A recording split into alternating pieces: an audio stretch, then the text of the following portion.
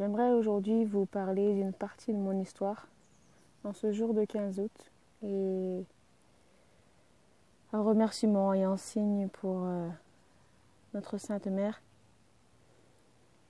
Eh bien, je suis revenue dans ce lieu où à l'âge de mes 10 ans, j'ai vu et communiqué avec la Vierge Marie. Donc on peut voir, donc c'est un terrain qui a beaucoup changé, qui n'était pas du tout ce qui est actuellement.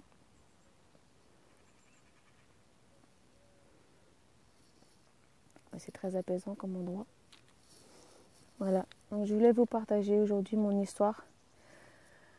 Tout a commencé quand je suis allée avec la sortie d'école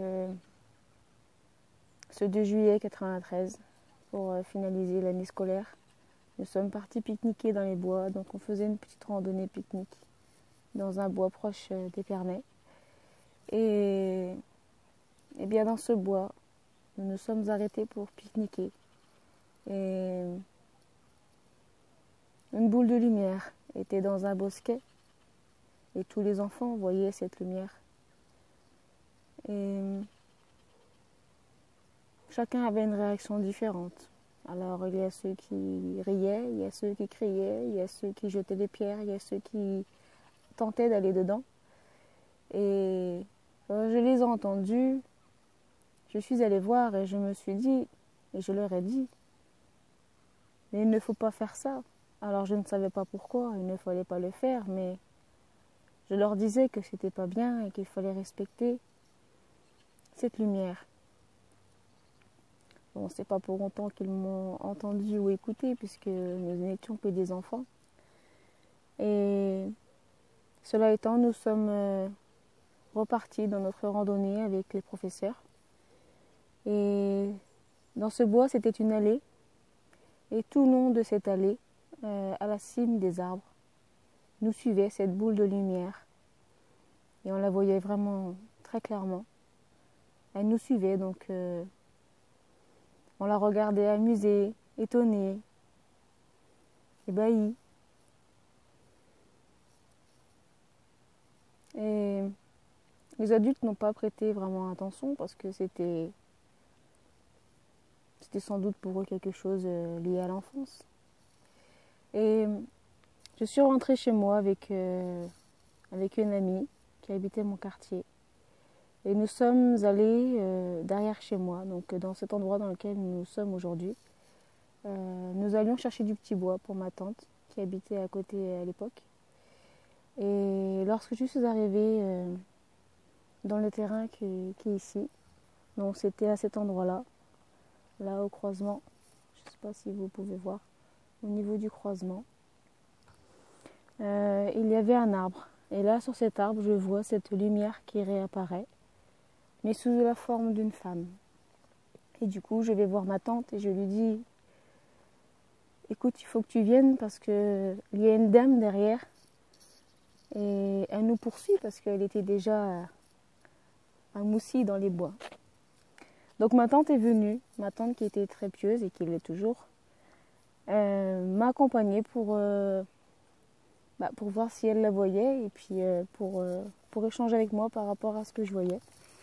Et du coup, je suis allée avec ma tante pour voir, donc c'était ici, voilà, il y avait un arbre ici. Je suis venue avec ma tante et ma tante m'a demandé de lui décrire cette dame que je voyais. Donc je lui ai décrit, telle que la Vierge Marie est au sanctuaire de Lourdes. Oh désolé, il y a des guêpes, il y a un nid. Et elle me dit donc il s'agit de la Vierge Marie. Donc j'ai demandé à cette dame si elle était bien la Vierge Marie. Et elle m'a dit que oui, qu'elle était la Vierge Marie. Alors mon amie qui était avec moi n'avait pas la même perception de cette lumière parce qu'elle ne voyait pas la même chose et au même endroit. Bon, c'est son histoire personnelle, je ne vais pas rentrer dans les détails. Mais cela, voilà, a duré pendant 3 jours. Pendant 3 jours où la Vierge Marie m'a donné rendez-vous, me donnait des horaires, me donnait lieu. Enfin, le lieu était le lieu de rendez-vous, mais il y avait plusieurs arbres sur lesquels je pouvais la voir différemment. Et elle m'a transmis son message qui était de me dire qu'il fallait que je transmette aux adultes qu'ici, il y allait avoir une construction et qu'il fallait que je l'empêche, que je le dise qu'il ne fallait pas qu'elle soit mise en place. À cette époque, il n'y avait pas encore de projet par rapport à ça.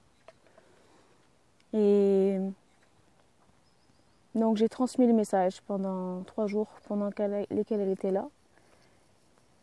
Pendant ces 3 jours, des personnes des quartiers ou aux alentours sont venues prier, sont venues se faire bénir, sont venues voir si c'était vrai, sont venues me poser des questions, me demander des guérisons. Alors pendant ces 3 jours-là, la Vierge Marie a donné des signes de sa présence, comme un vent glacial, comme une guérison d'une patte de chien qui était présent. Et en fait, cette construction, c'est ce qu'on voit derrière moi. Donc c'est le centre social qui a été construit, je crois, dans les années 2000 et dont le projet, il me semble, a débuté en 95, donc soit 2 ans après ma communication avec la Vierge Marie. Et en fait, ici se trouvait à l'époque un ancien hôpital, l'hôpital des Bonnes Sœurs d'Épernay, qui élevait le bétail pour leur nourriture et puis pour plusieurs choses.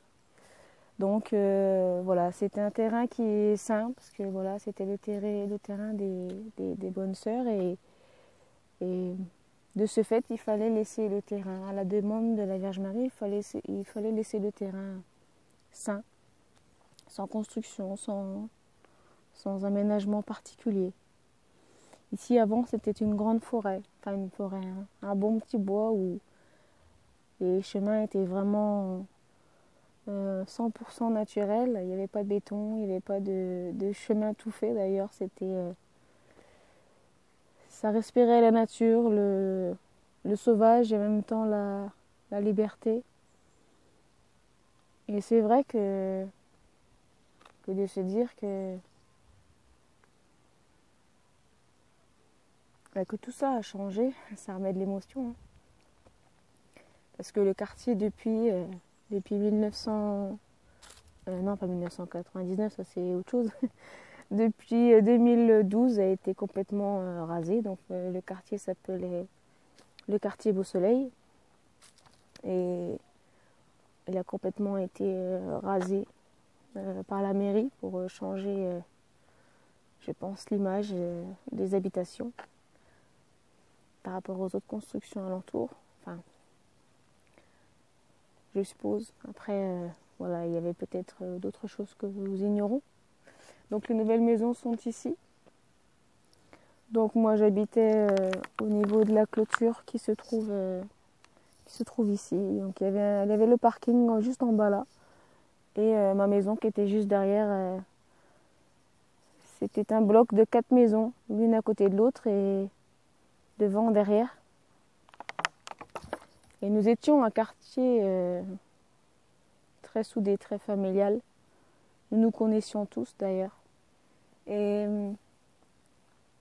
voilà, la nouvelle a fait son chemin. Ils sont tous venus, les quartiers aux alentours étaient là aussi. Voilà, ça a duré 3 jours. Donc il y a eu cet arbre aussi qui a été coupé parce que soi-disant qu'il était trop penché, trop dangereux. Donc peut-être qu'il dérangeait par rapport à son histoire, je ne sais pas. En tout cas, le tronc aujourd'hui il est sous terre et je n'ai pas pu empêcher cette construction aujourd'hui, certes bénéfique pour les quartiers alentours, mais qui reste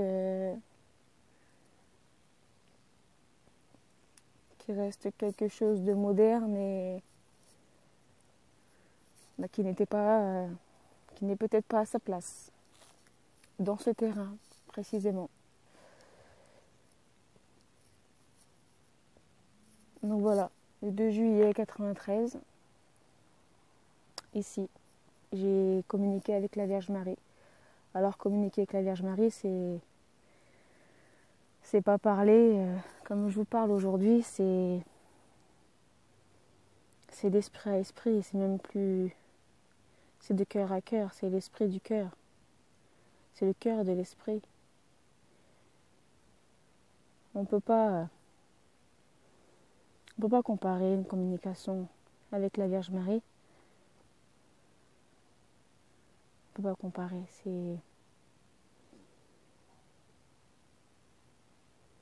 on peut pas comparer ce qui est pas comparable. Donc voilà, la petite histoire, une partie de moi. Donc c'est cette partie de mon enfance quand j'avais 10 ans qui m'a fait comprendre qui était Jésus, qui était Dieu, qui était Marie. Parce que je ne connaissais pas grand-chose de ce monde. Je ne connaissais qu'une partie. J'étais croyante, mais je ne savais pas ce que c'était que d'avoir la foi. Et depuis ce jour, je sais ce que c'est que d'avoir la foi. Et c'est ce qui fait ma force aujourd'hui. C'est ce qui a fait ma force jusqu'ici. Et c'est ce que j'enseigne à toute personne, de trouver cette lumière intérieure, de trouver cette foi, cette force, cet espoir, cet amour, cette grandeur qui nous fait avancer, qui nous fait grandir. Et quand on a trouvé cette puissance à l'intérieur de nous, on ne peut pas ça ne se change pas, ça reste pour l'éternité, ça reste tout le long de la vie. Il n'y a rien qui nous fait retomber dans l'ombre, parce qu'il y a toujours cette part en nous qui nous relève, qui nous élève, et quelle que soit la difficulté, on retrouve toujours cette foi en nous qui est complètement différente d'une croyance, parce que la croyance c'est plutôt dans le mental, c'est plutôt dans l'intelligence terrestre, que la foi c'est vraiment dans toutes les cellules du corps, c'est dans l'être intégral, dans l'authenticité de ce qu'on est. C'est toute la vie qui se réunit dans notre corps et qui vit au quotidien avec nous. C'est ça, je pense, avoir la foi. C'est trouver l'amour et voir l'amour partout, même si on a du mal parfois à le percevoir. On sait qu'il est là et du coup on laisse la place à l'amour dans toute chose. Voilà, vidéo 100% naturelle comme je suis. Voilà, je voulais vous partager une partie de mon histoire qui a véritablement changé ma vie.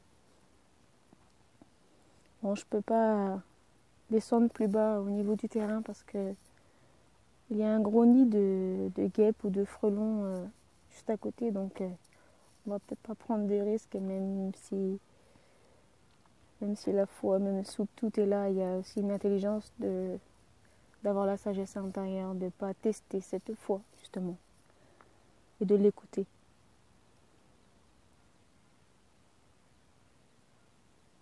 Voilà, je vous invite à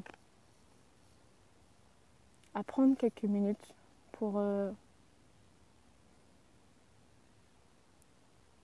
pour découvrir et pour accueillir Marie en vous, surtout en ce jour de 15 août.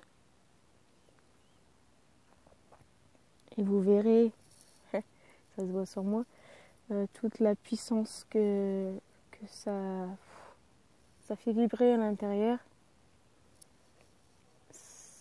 Il n'y a pas de mots, il n'y a pas de mesure, il n'y a rien qui est comparable au plan humain. C'est vraiment à l'intérieur de soi.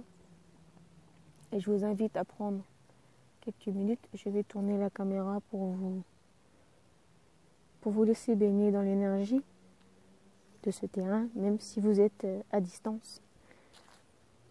Vous ressentirez, je pense que vous ressentez déjà cette énergie présente, divine, maternelle, qui nous habitent tous quelque part, et qui n'aurait juste à accueillir et à aimer.